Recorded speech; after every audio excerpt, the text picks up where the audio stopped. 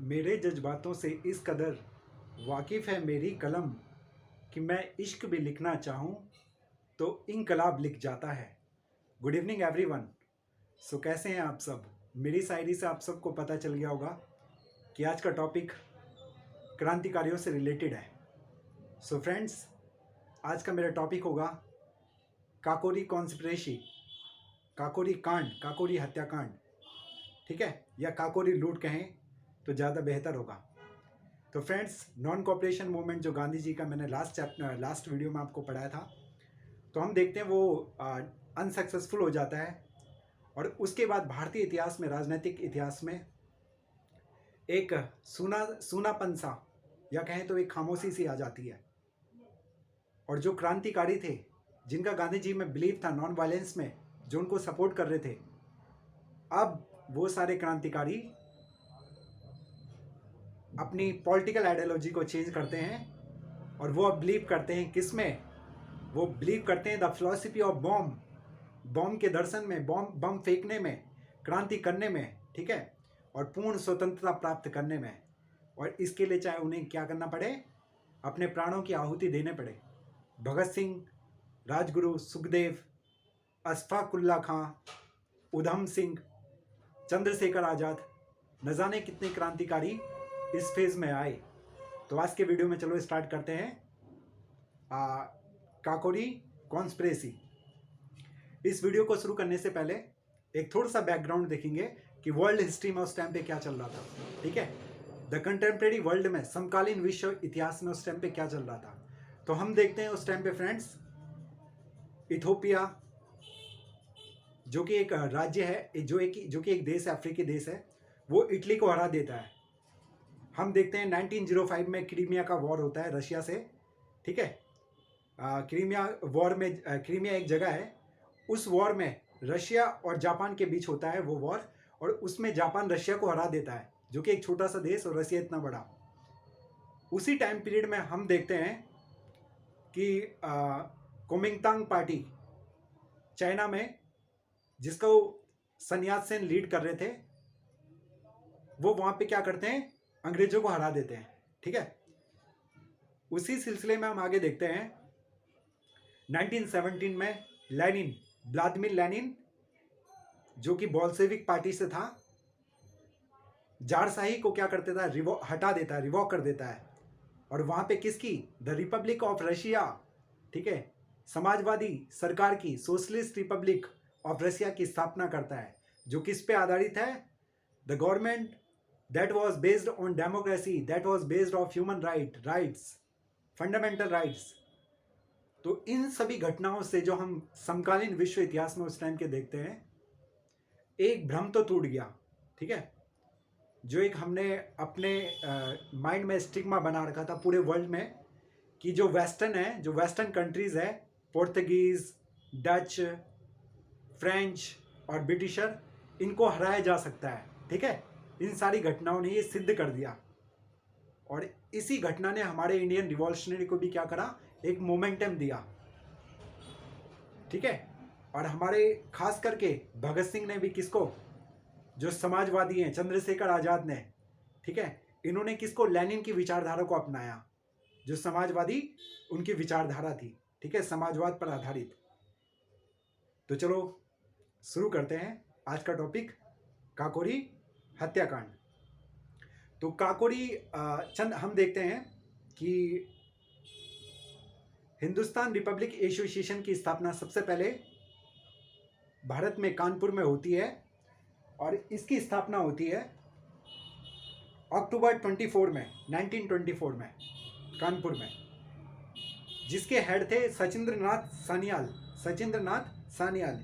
इसके अलावा इसमें 2 मेंबर और थे, राम प्रसाद बिस्मिल और योगेश चंद्र चटर्जी। कुल मिलाकर 3 मेंबर हिंदुस्तान रिपब्लिक एसोसिएशन की स्थापना हो गई। कब? 1924 में। क्यों हुई? क्योंकि क्रांतिकारी थे, इनकी आइडियोलॉजी था कि हमें क्या करना है, अब हमें किस पे, बम पर आधारित दर्शन को अपनाना है, और लोगों को समझाना है कि सिर्फ अहिंसा से हमें आज़ादी प्राप्त नहीं होगी, इसके लिए हमें वॉयलेंस करना पड़ेगा, ठीक है। इनका था कि हमें पूर्ण स्वराज चाहिए, वी वॉन्ट कंप्लीट स्वराज। आगे इसमें देखते हैं हम, पूर्ण स्वतंत्रता के लिए इन्होंने कहा हमें प्रत्यक्ष कार्यवाही करनी पड़ेगी।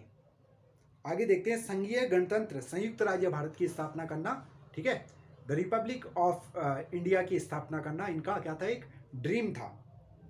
तो इन लोगों के पास पैसे का अभाव हमेशा से ही रहा, पैसा इनके बीच में हमेशा से ही आता था, ठीक है, मनी का अभाव इनको होता था। क्रांति के लिए हमें संसाधन चाहिए होते हैं, रिसोर्स चाहिए होते हैं, ठीक है, बंदूकें चाहिए होती है, वेपन्स चाहिए होते हैं, कपड़े चाहिए होते हैं, खाने के लिए हमें सामान चाहिए होता है, तो इन सब के लिए हमें पैसे की जरूरत थी। तो चंद्रशेखर आजाद भारतीय क्रांति के ऐसे सपूत जिनको अंग्रेज सरकार कभी उनके जीवन काल में पकड़ नहीं पाई, जिन्होंने कहा था कि कोई ऐसी ब्रिटिश गोली नहीं है जो मेरे लिए बनी हो। किसने कहा था? चंद्रशेखर आजाद ने कहा था। देयर वॉज चंद्रशेखर आजाद ने ये बात कही थी, ठीक है, कि वो कभी भी ब्रिटिशों के हाथ नहीं आएंगे। तो उन्होंने क्या करी थी, एक योजना बनाई कि हम ट्रेन को लूटेंगे और ट्रेन में जो धन है उसको लूटेंगे, जो अंग्रेजों का जो माल होता है, ठीक है, उसको हम क्या करेंगे, लूटेंगे, वी विल लूट इट ट्रेन, ठीक है। तो इसी सिलसिले में काकोरी एक जगह है, कानपुर, आपके कहाँ से, आपके सहारनपुर से और लखनऊ के बीच एक गांव है काकोरी, लखनऊ से थोड़ा पहला। तो वहीं पे ट्रेन को रोका जाता है। ट्रेन आ रही थी सहारनपुर से और आपके लखनऊ के लिए, उसमें काफ़ी सारा धन था ब्रिटिश सरकार का। और 9 अगस्त 1925 की बात है ये, 9 अगस्त 1925 की बात है। और हमारे क्रांतिकारी, जिसमें बहुत सारे क्रांतिकारी थे, मुख्य रूप से इसको लीड कर रहे थे चंद्रशेखर आज़ाद। तो उन्होंने रेलवे लाइन के बीच में इसको रोका, काकोरी नामक स्थान पर। काकोरी गांव भी है लखनऊ से पहले, इसलिए इसको काकोरी कांड के नाम से जाना जाता है, ठीक है। तो इसमें मुख्य रूप से राम प्रसाद बिस्मिल, अशफाक उल्ला खां, रोशन सिंह, राजेंद्र लाहड़ी, ठीक है, सचिंद्र सान्याल और सचिंद्र बख्शी, इसके अलावा और भी क्रांतिकारी थे।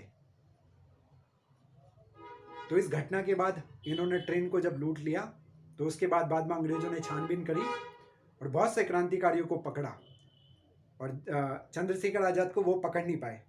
तो राम प्रसाद बिस्मिल को इन्होंने पकड़ा, अशफाक उल्ला को, रोशन सिंह को और राजेंद्र लाहड़ी को, और इनको फांसी की सज़ा दी गई, डेथ सेंटेंस, ठीक है, आजीवन कारावास या डेथ, इनको फांसी की सज़ा दी गई।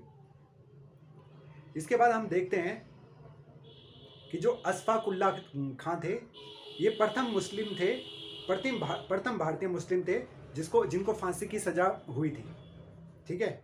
और सबसे छोटी कम उम्र में एक क्वेश्चन आता है कि किसको फांसी की सज़ा दी गई थी। तो सबसे कम उम्र में वो थे खुदीराम बोस, ठीक है, ये बात हमें ध्यान रखनी है। राम प्रसाद बिस्मिल वही हैं जिन्होंने कहा था, सरफरोशी की तमन्ना अब हमारे दिल में है, देखना है जोर कितना बाजुए कातिल में है। तो ये स्लोगन इन्होंने दिया था। आगे हम देखते हैं, इसके बाद जब क्रांतिकारी ये घटना हो गई, तो उसके बाद बहुत से क्रांतिकारियों को 24 के ऊपर मुकदमा लगा, 17 लोगों को लंबी सजा हुई। उसके बाद हम देखते हैं 1926 में भारत में, पंजाब में नौजवान सभा की स्थापना हुई। पंजाब नौजवान भारत सभा की स्थापना किसने करी? भगत सिंह ने। He was the secretary of this department, ठीक है। तो आगे हम देखते हैं, उन्होंने इसकी स्थापना इसलिए करी कि उनका मेन जो मोटो था, यंग के बीच, यूथ के बीच जाना, लेबर के बीच, फार्मर के बीच जाना, और उनको राजनीतिक शिक्षा देना, ठीक है, पॉलिटिकल एजुकेशन देना कि किस तरह से हम आगे आंदोलन करेंगे। इसके अलावा इन क्रांतिकारियों को जन क्रांति की ओर प्रेरित करना था। इन लोगों को, जो फार्मर थे, जो लेबर थे, इन सबको किसकी, जन क्रांति की तरफ लीड करना भी इनका मकसद था। अब हम देखते हैं जो हिंदुस्तान रिपब्लिक एसोसिएशन था, ठीक है,